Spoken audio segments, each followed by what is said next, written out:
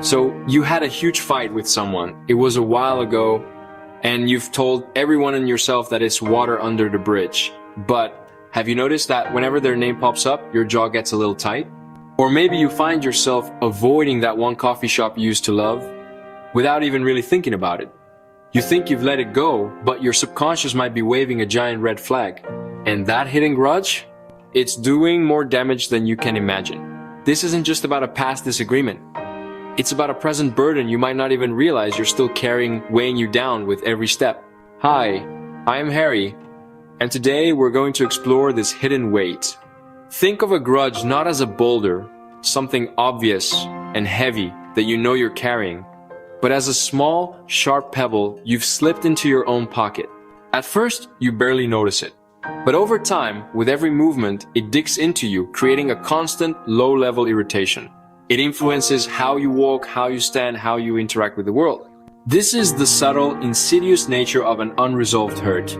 It becomes a part of your daily experience, a quiet discomfort that drains your energy and colors your perception of everything around you. Today we're uncovering the 7 surprising and subtle signs that a hidden grudge is still calling the shots in your life. These aren't the loud, obvious signals like shouting matches. Nope. These are the quiet, sneaky ways your subconscious reveals that an old hurt is still in the driver's seat. Spotting these is the first and most important step to finally letting go and getting your peace back. We'll be looking at the whispers, not the screams, of your emotional state. It's in these quiet moments, these almost imperceptible shifts in our behavior, that the truth of our unresolved pain truly resides. The hidden cost of a grudge is immense. It's a silent tax on your mental and physical health. It's like running an app in the background of your mind that constantly consumes your processing power and battery life. It can manifest as anxiety, as chronic stress, even as physical ailments because our bodies and minds are deeply interconnected. Holding on to that pain is like drinking a poison and expecting the other person to be the one who gets sick. Our purpose today is to help you identify that poison. Not to place blame, but to empower you to finally find the antidote and reclaim your inner peace. The first sign that a grudge is still living within you, it's in the sharp edge of a sarcastic comment that you quickly follow up with, "Oh, I'm just kidding." But are you, really? Or is that joke a veiled expression of a deeper frustration? Is the art of saying something hurtful while maintaining plausible deniability. This form of communication is a defense mechanism designed to protect you from the vulnerability of expressing your true feelings directly. Consider the backhanded compliment. "Wow. That presentation was surprisingly good," you might say. Or, "I'm so impressed you managed to get that done on time." The compliment is there, on the surface, but underneath it carries a current of doubt, a subtle jab at their competence. This isn't honest communication. It's a strategic move in a game only one person knows is being played. Each backhanded compliment is a small release of the pressure that has built up inside you, a way to score a point in a conflict that you claim is over. It's a sign that the wound hasn't healed, but has instead become infected with resentment. This behavior is incredibly damaging to relationships because it breeds an atmosphere of distrust and confusion. The other person is left feeling vaguely insulted, but unable to pinpoint why. When they try to address it, you can easily deflect by saying, "You're being too sensitive," or "You're reading too much into it." This gaslighting tactic invalidates their feelings and makes genuine connection impossible. It creates a space where nothing is as it seems, where every word could have a hidden meaning. The relationship can't move forward because it's perpetually stuck in this murky, unspoken tension. Ultimately, these passive-aggressive jabs are a clear signal that the grudge is not only present, but actively seeking expression. Your subconscious mind is trying to communicate the hurt your conscious mind is trying to suppress. It's like a pressure cooker with a faulty valve. Instead of a clean release, the steam escapes in unpredictable, scalding hisses. Recognizing this pattern in your own speech is the first step toward understanding that the anger is still there. It's not gone, it's just gone underground, and from there it's poisoning the very soil of your connection with this person. Let's delve deeper into the specific tools of passive aggression. Sarcasm becomes your primary language when speaking to or about this person. Every word is dripping with an irony that only you fully understand. It's a shield you hold up, a way to engage without truly engaging. By cloaking your criticism in humor, you create a buffer. It allows you to express hostility without taking responsibility for it. This constant sarcasm acts as a barrier, preventing any authentic emotion from getting through. It keeps the other person at a distance and ensures that the real issue, the source of the original wound, is never ever addressed directly. Another powerful tool in the passive-aggressive arsenal is the calculated use of silence. This isn't a peaceful, meditative silence, it's a loud, weaponized silence. It's the silent treatment where your lack of response is meant to be a punishment. You intentionally ignore their text for hours, or you offer one-word answers in a conversation, making your disinterest painfully obvious. This silence is designed to create anxiety and uncertainty in the other person. It's a way of exerting control and making them feel your displeasure without having to articulate a single word of it. It's a cold war, fought with the absence of connection. The motivation behind these behaviors is a deep-seated fear of direct conflict, mixed with a powerful desire for the other person to feel the pain that you feel. You want them to understand the depth of your hurt, but you're unwilling or unable to express it openly. So, you resort to these indirect tactics, hoping they will somehow get the message, but this rarely works. Instead of leading to understanding and resolution, it just creates more confusion, more resentment, and more distance. It's a self-sabotaging cycle that keeps the grudge alive and well, feeding it with every sarcastic remark and every moment of pointed silence. If you find yourself relying on these methods, it's a profound sign that the grudge has taken root. You're not moving on, you're just finding more creative and ultimately more destructive ways to fight a battle you claim is over. True resolution requires courage, vulnerability, and direct communication. It requires putting down the shield of sarcasm and breaking the weapon of silence. It means speaking your truth, not through coded messages and subtle jabs, but with clarity and honesty. Until you can do that, the grudge will continue to dictate the terms of your communication. The second sign is that you have become a historian of your own hurt. You constantly revisit the past, bringing up old wounds in conversation, sometimes overtly, sometimes casually. You might find yourself saying things like, well, this is just like that time when you, or remember what happened last year?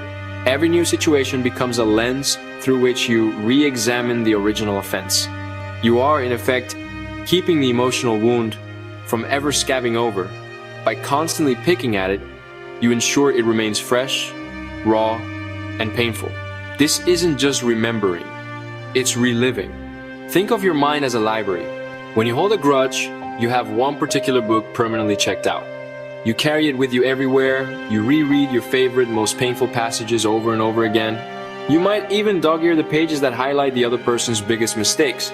You refuse to return it to the shelf and let it gather dust. Instead, you keep it open on the table of your present moment, allowing its story to overshadow every new experience you have. This constant reference to the past prevents you from being fully present. This habit of revisiting the past prevents any possibility of healing. Healing requires creating new, positive experiences to balance out the negative ones. But if you insist on dragging the baggage of the past into every interaction, you contaminate the present. You don't allow the other person, or yourself, the grace of a fresh start. Every conversation is haunted by the ghosts of old arguments. You're not building a new bridge, you're just standing on the edge of the broken one, pointing at the rubble and reminding everyone how it fell apart. The energy you expend on this is enormous. Holding onto that narrative is exhausting. It keeps a current of negative energy flowing through your life. You become the curator of a museum dedicated to your own pain. And while you might feel justified in doing so, the only person paying the price of admission day after day is you. Breaking this cycle means making a conscious choice to leave the past in the past. It means recognizing that while the story is part of your history, it does not have to be the headline of your today. Let's explore why we cling to these old stories so tightly. Often, it's because the narrative gives us a sense of identity, albeit a painful one. We become the one who was wronged. This identity can feel validating. It proves we were right, that our feelings were justified. Bringing up the past is a way of reinforcing this identity, of reminding ourselves and others of our victimhood.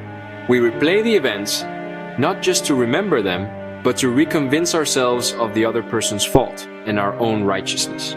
Furthermore, bringing up old wounds can be a form of control.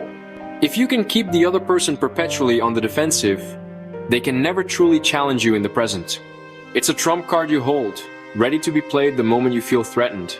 It's a way to maintain the upper hand in the relationship, with their past mistake acting as a permanent anchor. This constant referencing of the past also prevents personal growth. When you are fixated on what someone else did to you, you are not looking at your own role or your own path forward. Your focus is external, locked onto their actions. True healing and growth come from turning that focus inward. It comes from asking, what did I learn from this? How can I respond differently in the future? How can I build resilience from this experience? By keeping the spotlight on their past mistake, you keep yourself in the shadows, avoiding the necessary work of self-reflection. To break free, you must consciously decide to write a new chapter. This doesn't mean pretending the past didn't happen. It means acknowledging it and then deliberately choosing not to let it define your present interactions. It's about making a pact with yourself to stop using the past as a weapon or a shield. It's about allowing the present moment to be just that, the present. A new, clean slate, where new memories can be made, unburdened by the weight of old grievances. This is an active choice, a daily practice of letting go of the story you've been telling yourself. And that brings us to our third sign, a sign that often masquerades as peace, but is in fact a deeply rooted form of self-protection. It's the feeling of emotional numbness toward the person who hurt you. You might even tell yourself, I'm over it. I just don't care anymore. But I want you to sit with that feeling for a moment. Is it true peace, or is it a fortress you've built around your heart? This isn't the calm after a storm. It's the eerie quiet of a battlefield after everyone has retreated, leaving the land barren and scarred. True healing doesn't feel like nothing. It feels like acceptance, like understanding, like a gentle release. Numbness, on the other hand, is a heavy shield. It's exhausting to carry, and it blocks not only pain, but also the potential for joy and reconnection. Think of your emotions like a river. When a river flows freely, it's vibrant and full of life. It nourishes the land around it. But when you build a dam to stop the flow of pain, you don't just stop the pain, you stop the entire river. The water becomes stagnant, and the land downstream, which represents your other relationships and your own well-being, begins to wither. This numbness, this manufactured indifference, is that dam. It's a defense mechanism designed to prevent further hurt, but in doing so, it isolates a part of your heart. It tells a story of a wound so deep that you've chosen to sever the limb rather than tend to the injury. It's a sign that the grudge is still there, dictating the flow of your emotional life from behind a concrete wall. This emotional detachment is a subtle but powerful form of control. When we feel powerless in the face of being hurt, we seek to regain control in any way we can. By deciding I will feel nothing, we create the illusion of power over the situation and the other person. We think that if they can't get a reaction from us, they can't hurt us again. But who are we really controlling? We are policing our own hearts, putting our own feelings under lockdown. This isn't freedom. It's a self-imposed prison. The grudge becomes the warden, and the sentence is a life less felt. True resolution isn't about shutting down. It's about opening up to the possibility of healing, even if that healing happens without the other person's involvement. It's about letting the river flow again, trusting that you are strong enough to navigate its currents. So I invite you to ask yourself, is this indifference a sign of genuine peace? Or is it a heavy blanket you've pulled over a fire that's still smoldering underneath? Are you truly unbothered? Or have you just become an expert at pretending? Acknowledging this numbness is not a sign of weakness. It's an act of profound courage. It's the first step toward dismantling the dam, piece by piece, and allowing the life-giving waters of your emotions to flow once more. It's about choosing to feel again, understanding that in our capacity to feel pain lies our equal capacity to feel profound joy, love, and connection. Don't let a past hurt rob you of a future full of feeling. When we choose numbness, we are not just building a wall, we are actively severing a connection. Even if the relationship is one you no longer wish to have, the act of holding onto a grudge through indifference keeps you tethered to them in a negative way. It's like holding a dead phone line, refusing to hang up. There's no communication, no life, just the static of unresolved hurt filling the space. This isn't moving on, it's being frozen in place. True healing allows you to hang up the phone with grace, freeing up that line for new calls, for new connections, for new energy to enter your life. The grudge, cloaked in numbness, convinces you that holding on to the deadline is a form of victory, when in reality, it's just a waste of your precious energy. This emotional shutdown makes any form of genuine resolution completely impossible. Think about it. How can you mend a bridge when you refuse to even acknowledge the chasm? How can you find closure when you've locked the door and thrown away the key? The grudge thrives in this space of inaction. It tells you that by feeling nothing, you are winning. But the truth is, the only thing you're winning is a state of permanent stalemate. You remain locked in a silent battle, where the only casualty is your own peace of mind. Forgiveness, or even just acceptance, requires emotional engagement. It requires you to look at the pain, acknowledge it, and then make a conscious choice to release its hold on you. Numbness is the opposite. It's a refusal to even look. Let's use the metaphor of a garden. Your heart is a garden, and every relationship is a plant within it. When a plant is damaged by a storm, by neglect, or by pests, you have a choice. You can tend to it, prune the dead leaves and see if it can be revived. Or you can decide to uproot it to make space for something new to grow. Numbness, however, is like pouring concrete over that section of the garden. You don't heal the plant, and you don't remove it. You just create a dead zone where nothing can ever grow again. This dead zone affects the soil around it, impacting your ability to cultivate other healthy relationships, because a part of your garden, a part of your heart, is now off limits, paved over by the grudge. So the invitation here is to check in with yourself. When you think of this person, is the silence you feel a peaceful, spacious silence, or is it a heavy, empty silence? One is the silence of a library, full of potential and wisdom. The other is the silence of a tomb. Recognizing that this numbness is a defense, a sign, is the first step toward breaking its spell. It's the moment you decide you want your whole garden back. It's the moment you choose life over limbo, connection over concrete, and the messy, beautiful, vibrant reality of your emotions over the sterile safety of feeling nothing at all. This is where the real work of letting go begins. The fourth sign that a grudge has taken root in your life is something many of us do without even realizing it. We practice active avoidance. This is more than just not calling someone back. It's when the grudge starts redrawing the map of your life. Suddenly, that coffee shop you used to love is off limits because you might see them there. You start turning down invitations to parties or gatherings if there's even a small chance they might attend. You find yourself taking the long way home to avoid driving past their street. The grudge is no longer just an internal feeling. It's become an architect, building invisible fences around your world, dictating where you can and cannot go. These acts of avoidance feel like small, logical decisions in the moment. You tell yourself, I just don't want the drama, or it's easier this way. But what's really happening? You are allowing a past event to control your present actions. You are giving the grudge the power to shrink your world, one coffee shop, one party, one street at a time. It's like having a stone in your shoe. At first, you just adjust your step to avoid the pressure. But soon, you're limping. You're avoiding certain terrains. Before you know it, your entire journey is dictated by this small, persistent source of pain. The grudge is that stone, and your avoidance is the limp that you've adopted to cope with it. Think of your life as a huge, beautiful house with many rooms. Each room represents a different experience, a place, a friendship, a memory. When you hold a grudge, you start locking doors. The room where you shared a laugh with that person? Locked. The room representing the restaurant where you had a difficult conversation? Locked. The room for the mutual friends you share? Locked. Over time, you find yourself living in just a few small corridors of your own magnificent house because so many rooms are now haunted by the ghost of this grudge. You've become a prisoner in your own home, confined by the avoidance that you thought was keeping you safe. This is a critical moment of awareness. I want you to notice the invisible fences in your own life. Which places do you avoid? Which people have you distanced yourself from, not because of a direct issue, but because of their association with the person you have a grudge against?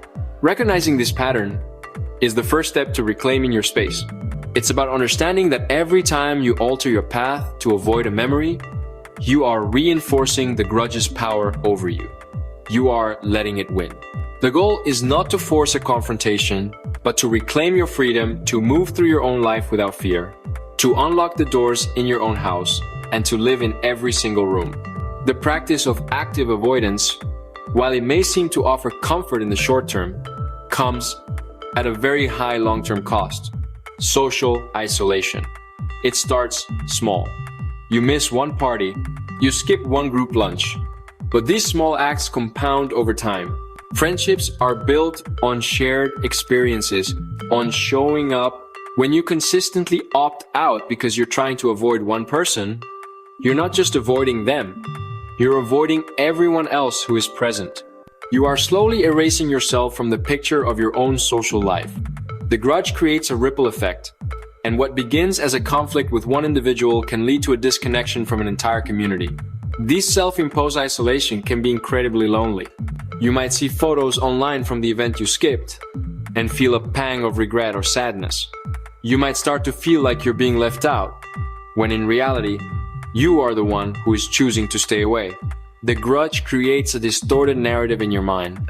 It tells you that you're protecting yourself, but it's a protection that feels like punishment. It's like sitting inside on a beautiful day because you're afraid of a single cloud in the sky. You miss the sunshine, the fresh air, and the company of others, all to avoid the slim possibility of rain. Is the avoidance of that one person worth the cost of your connection to many? Furthermore, this constant vigilance required for avoidance is exhausting. It drains your mental and emotional resources. Think about the energy it takes to constantly scan a room when you enter, to plan your schedule around someone else's potential whereabouts, to hold a mental map of safe and unsafe zones. This is energy that could be spent on your passions, your career, your family, your own growth. The grudge becomes a part-time job that you never signed up for. And the main task is logistics management for avoidance. It keeps you stuck in a state of high alert, unable to truly relax and be present in your own life because you're always on the lookout. So the invitation here is to calculate the true cost of your comfort. What has this avoidance really cost you? Friendships? Experiences? Peace of mind? Your own freedom? Reclaiming your world doesn't mean you have to seek out the person. It simply means you stop letting their shadow dictate your choices. It means going to the coffee shop because you love the coffee. It means going to the party because you want to see your friends. It's a quiet declaration of independence. It's you telling the grudge, you do not get to draw my map anymore. This is my world, and I will walk freely in it. Our fifth sign is one that lives on the surface of our interactions. It's when your irritability toward this person is on a hair trigger. A minor annoyance, something you would easily overlook in anyone else, becomes a major offense when they do it. They chew their food too loudly, and you feel a surge of rage. They use a certain phrase in a text message, and you're instantly infuriated. They're 5 minutes late, and in your mind, it's a profound sign of their disrespect and carelessness. The grudge acts like a powerful magnifying glass, taking every single one of their minor flaws and imperfections and blowing them up into monstrous proportions. This happens because the unresolved anger from the original hurt needs an outlet. It's like a volcano, dormant but full of pressure. The main vent is blocked, you haven't dealt with the core issue, so the pressure escapes through smaller fissures in the form of disproportionate anger over trivial matters. You're not just reacting to them being late, you're reacting with the full force of the original betrayal or disappointment. Every small annoyance becomes proof, a confirmation of the negative story you already believe about them. Your hair-triggered temper is a symptom of a much deeper wound that is still festering, still raw, and still looking for a way to be seen and heard. Think of it this way. Imagine you have a cup that is already filled to the brim with the water of resentment. When this person comes along and adds even a single drop by making a thoughtless comment or a small mistake, the cup overflows. It's not the drop that's the problem, it's the fact that your cup was already full. A person who has truly let go has an empty cup. A single drop makes a tiny splash, and that's it. It doesn't cause a flood. If you find yourself consistently overreacting to small things this person does, it's a clear sign that your cup is full. The grudge is keeping you perpetually on the edge of overflowing, ready to spill anger at the slightest provocation. This constant state of readiness for anger is incredibly stressful for your nervous system. It keeps you in a low-grade state of fight or flight whenever you anticipate an interaction with them, or even just think about them. Your body is tense, your mind is on high alert, and your emotional equilibrium is fragile. This isn't just about them. It's about the peace you are robbing from yourself. The invitation is to notice this pattern of magnification. The next time you feel that surge of outsized anger, pause and ask yourself, what am I really angry about right now? Is it this specific action? Or is this feeling connected to the much larger unresolved pain I'm carrying? When we are stuck in a grudge, we subconsciously put the other person on trial, and we become the lead prosecutor. With our irritability on a hair trigger, every action they take becomes Exhibit A in the case we are building against them. We are constantly gathering evidence to prove that they are a bad, flawed, or inconsiderate person. This process of confirmation bias means we actively look for their mistakes and completely ignore any positive actions or qualities. The grudge wants to be justified, and so it filters your perception, ensuring you only see the evidence that supports your negative verdict of their character. This turns you from a participant in a relationship into a judge of their character. You're no longer seeing them as a complex human being who, like all of us, has strengths and weaknesses. Instead, they become a two-dimensional caricature of their worst moments. The grudge flattens them, strips them of their humanity in your eyes, and makes it easier for you to sustain your anger. This is a heavy burden to carry, not just because of the anger, but because being a constant critic, a constant judge, hardens our own hearts.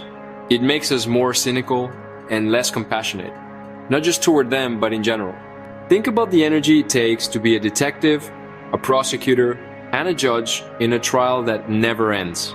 It's a full-time, unpaid, and soul-crushing job. Every text message is analyzed, every social media post is scrutinized, every reported conversation is filed away as more proof. The grudge convinces you that this vigilance is necessary for your protection, but is actually keeping you chained to the very person you want to be free from. You are giving them an incredible amount of space in your head, allowing their every move to be the subject of your intense focus.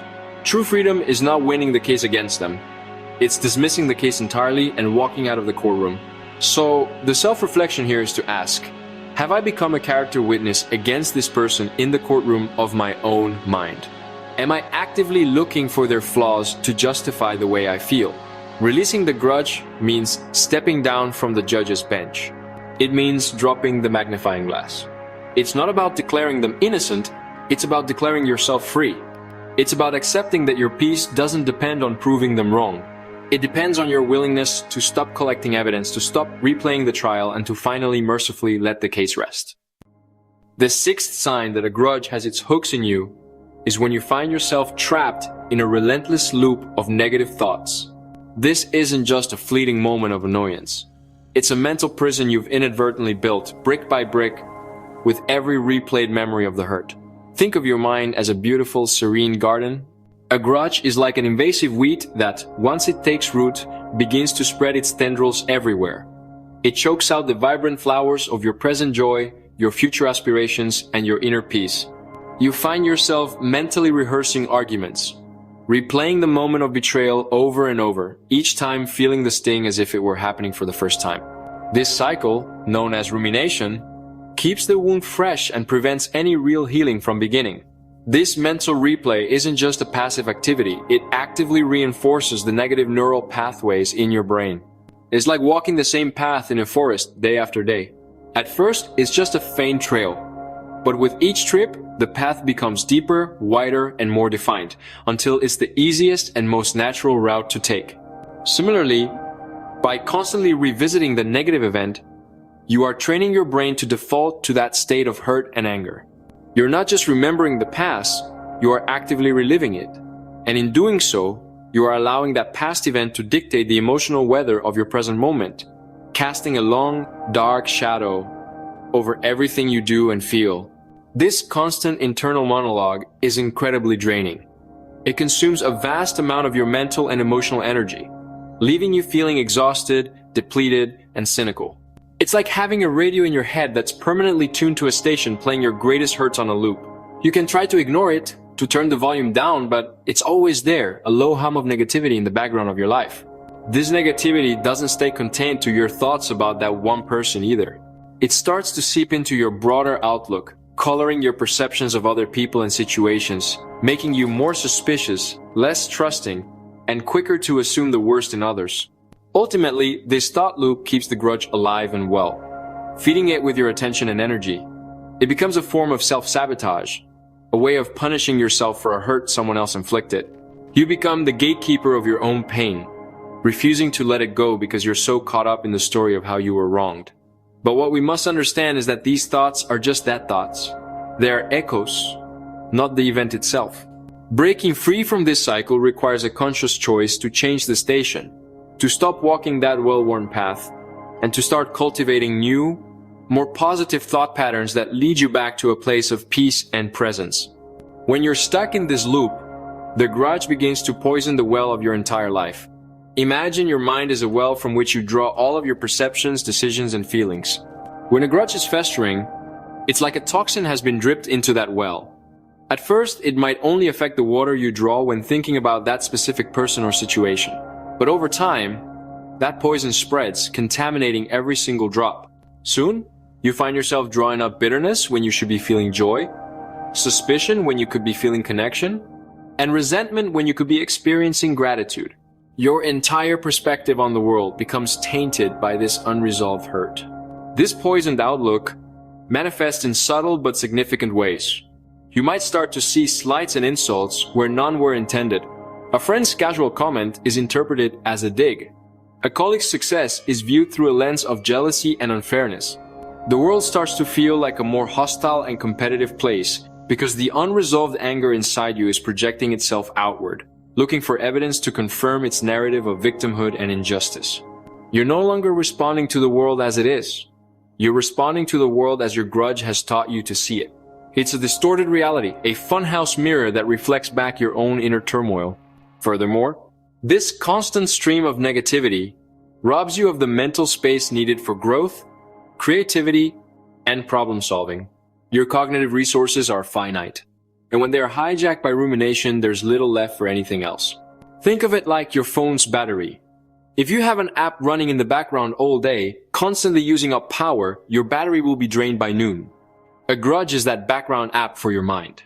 It's constantly running, draining your mental and emotional reserves, leaving you with no energy to pursue your goals, nurture your other relationships, or simply enjoy the quiet beauty of a peaceful moment. Breaking free from this requires you to consciously detoxify your well. It means recognizing that the narrative your grudge is telling you is just one story, and it's a story that is no longer serving you. It involves the practice of mindfulness, of noticing when the negative thought loop begins and choosing not to engage with it.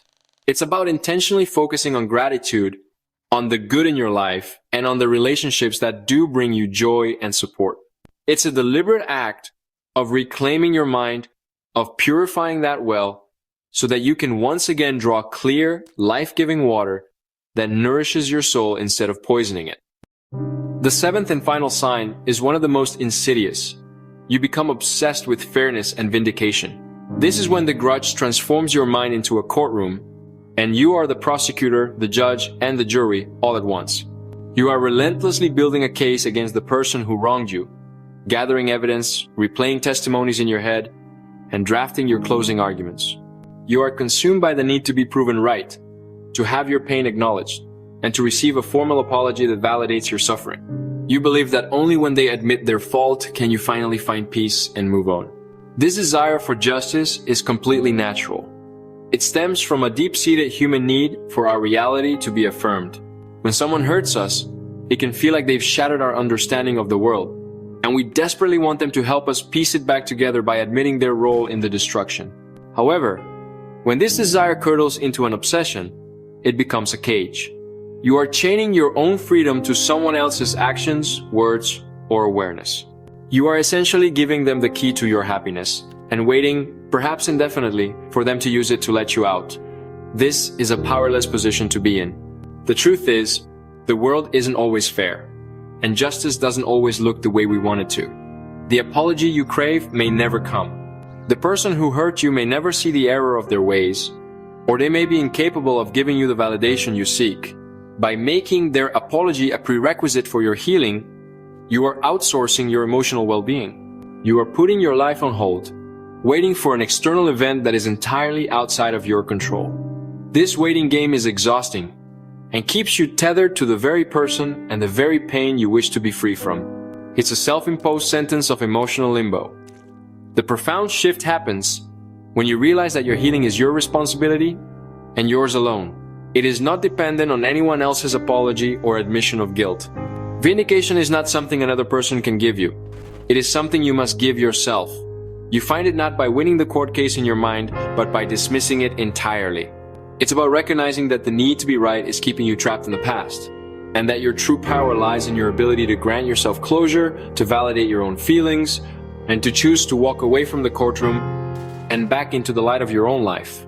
This obsession with fairness acts like a heavy anchor, mooring you to the rocky shores of the past. As long as that anchor is down, your ship cannot sail forward into the calm, open waters of the future. You are stuck, battered by the same waves of resentment and anger, unable to move on to new destinations and new experiences. This anchor is forged from the heavy metal of expectation, the expectation that the other person must act in a certain way, say certain things, or feel a certain amount of remorse before you can pull it up and set yourself free. It's a righteous expectation, perhaps, but a crippling one nonetheless. Holding on to this need for vindication is like holding a hot coal with the intent of throwing it at someone else. You are the one who gets burned. While you are spending your days and nights consumed with thoughts of their wrongdoing and your need for justice, they are likely outliving their life, oblivious to the turmoil you are in. The grudge becomes a one-sided burden, a heavy weight that only you are carrying. The desire for them to suffer as you have suffered only multiplies the suffering in the world, and most of it is happening inside of you. It's a painful irony. In your quest for fairness, you are creating a deeply unfair situation for yourself. Letting go of this need is not about condoning what they did. It is not about saying that what happened was okay or that it didn't hurt. It is about acknowledging that you cannot change what happened and you cannot control the other person. The only thing you can control is your own response. It's about understanding that true freedom doesn't come from getting the apology you think you deserve. True freedom comes from realizing you don't need it to heal. It's a radical act of self-compassion, of choosing your own peace over the unending and unwinnable battle for external validation. This is where you reclaim your power. You take back the pen and become the author of your own story once again. You decide that the chapter on this hurt has gone on long enough, and you are ready to write a new one filled with peace, growth, and joy. You pull up that heavy anchor of expectation not because they deserve forgiveness, but because you deserve peace. You let the winds of acceptance fill your sails, and you navigate your ship away from the treacherous coast of the past and toward the limitless horizon of your own potential. That is the ultimate vindication. So, that's the list, the 7 surprising signs a grudge is still running your life. From the subtle sting of passive-aggressive jokes and the exhausting replay of constantly bringing up the past, to the protective shell of feeling emotionally numb, from the shrinking world of active avoidance and having a hair-triggered temper that keeps you on edge, to being stuck in that relentless negative thought loop, and finally, obsessing over a sense of fairness and vindication that may never arrive. These are the quiet, insidious ways that unresolved hurt can continue to influence our thoughts, feelings, and actions long after the initial event has passed. I want you to think of these signs not as judgments, but as gentle messages from your subconscious, as loving whispers from your soul telling you that there's a wound that needs your attention. They aren't signs of weakness, and they are not proof that you are broken.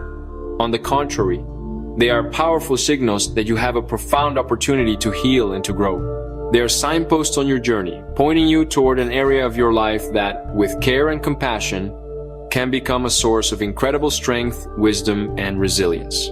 Seeing them clearly is the first, most crucial step.